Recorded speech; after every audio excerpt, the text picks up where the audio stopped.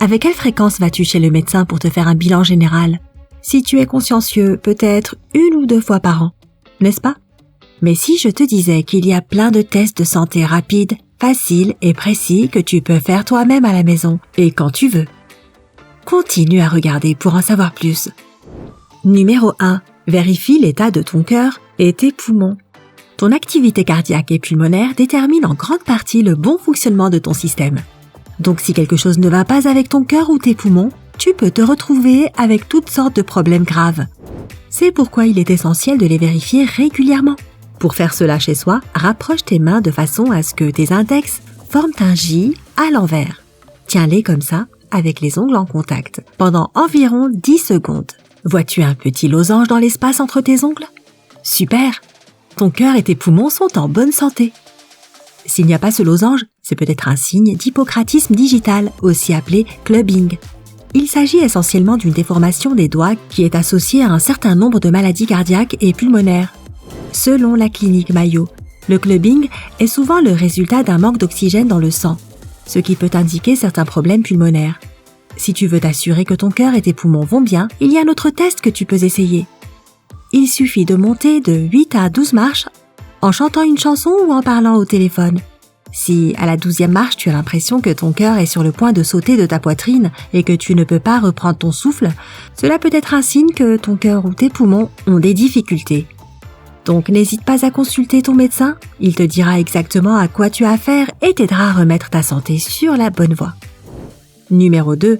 Vérifie le bon fonctionnement de ton cerveau. Les petits problèmes qui surgissent dans les fonctions cérébrales sont dangereux parce qu'ils peuvent être difficiles à détecter et s'aggravent avec le temps. Heureusement, les experts de l'École supérieure de médecine de l'Université de Kyoto savent exactement ce qu'il faut faire. Selon une de leurs études, la capacité à garder l'équilibre sur une jambe peut facilement t'aider à vérifier si le cerveau est en bonne santé. Tout ce que tu dois faire, c'est de soulever une de tes jambes pour que le genou levé soit en ligne avec ta hanche. Essaye de maintenir cette position pendant 20 secondes. Si tu peux le faire sans effort, tes vaisseaux sanguins et ton cerveau sont certainement en pleine forme. Cependant, si tu as des difficultés à tenir ta jambe en l'air dans cette position, cela peut indiquer un risque accru de maladies cérébrales et de déclin cognitif. Encore une fois, une visite chez le médecin s'impose. Numéro 3. Vérifiez si tu as de l'anémie. Tiens-toi devant un miroir et tire un peu ta paupière inférieure vers le bas. Sors aussi ta langue si tu veux. Le tissu exposé doit être rose vif. S'il s'agit d'un rose pâle ou même légèrement jaune, tu pourrais être anémique. L'anémie est un état dans lequel le sang ne contient pas suffisamment de globules rouges, alias hémoglobine. Ce qui est dangereux avec l'anémie, c'est qu'elle empêche tous les autres tissus de ton corps de recevoir suffisamment d'oxygène, ce qui, en retour, nuit à leur bon fonctionnement. D'autres indicateurs majeurs de l'anémie sont la fatigue constante ou rapide, la perte d'énergie, l'essoufflement pendant l'exercice ou même en montant les escaliers, la peau pâle et l'insomnie.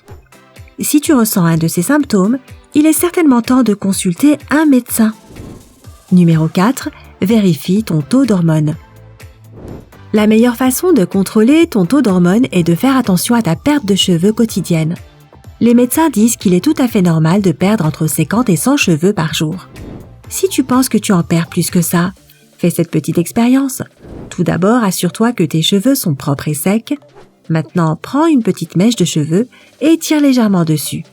Si tu te retrouves avec 2 ou 3 cheveux entre les doigts, tu n'as pas de quoi t'inquiéter. Tes hormones vont très bien. S'il y en a plus, cela pourrait signifier qu'il est temps de consulter un spécialiste des cheveux et du cuir chevelu. Cette perte de cheveux peut provenir de divers facteurs, dont le stress, des mauvais soins capillaires et de graves problèmes de santé. Un possible déséquilibre hormonal jouerait ici un rôle énorme, ce qui rendrait tes cheveux beaucoup plus fins et fragiles. N'ignore pas ce symptôme et assure-toi de prendre les mesures nécessaires. Numéro 5. Examine tes nerfs. L'une des affections nerveuses les plus courantes est le syndrome du canal carpien. Il s'agit d'une douleur dans les mains et les doigts qui vient d'un nerf comprimé dans le poignet. Cette maladie est courante chez les artistes, les motocyclistes et ceux qui écrivent beaucoup sur un clavier d'ordinateur, comme les employés de bureau. Pour t'examiner, commence par lever les bras et tendre 2 poings devant ton visage. Tes poignets doivent être tournés vers toi.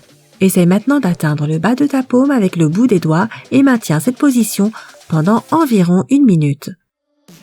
Si tu commences à ressentir de la tension, de la douleur ou des picotements désagréables, tu pourrais avoir le syndrome du canal carpien. Si tu penses que c'est le cas, tu dois vraiment consulter ton médecin le plus tôt possible. Le syndrome du canal carpien ne fait qu'empirer avec le temps, donc un diagnostic approprié pendant les premiers stades peut vraiment faire une différence. Numéro 6. Vérifie ton taux de glycémie. L'hyperglycémie n'est jamais un bon signe, mais la chose la plus dangereuse qu'elle peut entraîner, c'est une neuropathie diabétique. Cette maladie survient lorsque l'hyperglycémie commence à endommager les nerfs du corps et cible normalement les jambes et les pieds. Pour vérifier ta glycémie, tu auras besoin d'un crayon et l'aide d'une autre personne.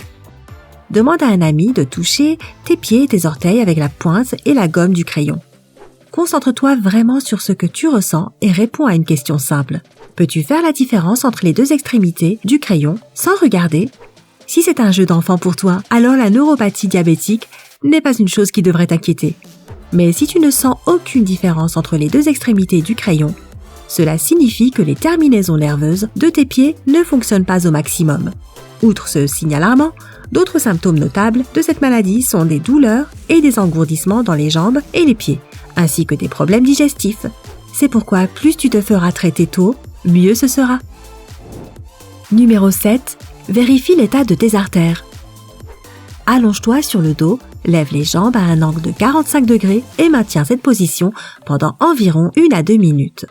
Une fois le temps écoulé, examine de près la couleur de tes pieds et de tes orteils. Est-ce qu'ils sont pâles ou légèrement blancs? Si c'est le cas, il est possible que tu aies un problème circulatoire qui rétrécit tes artères et par conséquent, ton flux sanguin diminue vers tes jambes. Dans le monde médical, on appelle cela une maladie artérielle périphérique et elle ne touche parfois qu'une seule jambe. Donc si tu vois que l'une de tes extrémités ou les deux sont pâles, pose-toi quelques questions supplémentaires. Tes jambes s'engourdissent et deviennent faibles assez rapidement. Il est parfois dur de marcher. Si tu réponds oui à la plupart de ces questions, tu dois absolument consulter ton médecin le plus vite possible. Selon la clinique Mayo, la maladie artérielle périphérique peut être un signe d'athérosclérose qui diminue le flux sanguin vers le cœur et le cerveau. Numéro 8. Vérifie ton ouïe. Que cela te plaise ou non, l'audition se détériore avec l'âge. Mais ces changements peuvent parfois se produire bien plus tôt que prévu. Pour t'assurer qu'elle est toujours aussi bonne, va dans une pièce calme et frotte doucement ton pouce sur les autres doigts. Commence par le faire assez près de ton oreille, puis déplace lentement ta main plus loin jusqu'à ce qu'elle soit à environ 15 cm de ton oreille. Si tu peux entendre le frottement à cette distance, ton audition est toujours impeccable. N'oublie pas de vérifier l'autre oreille aussi. Bien sûr, si tu vois que plus tu éloignes ta main et moins tu peux l'entendre, tu devras aller consulter ton médecin pour savoir si tu commences à avoir une perte d'audition. Connais-tu d'autres tests de santé faciles et rapides qui fonctionnent vraiment? Fais-le savoir à tout le monde dans les commentaires ci-dessous. N'oublie pas de donner à cette vidéo un j'aime, de la partager avec tes amis et de cliquer sur s'abonner pour rester du côté sympa de la vie.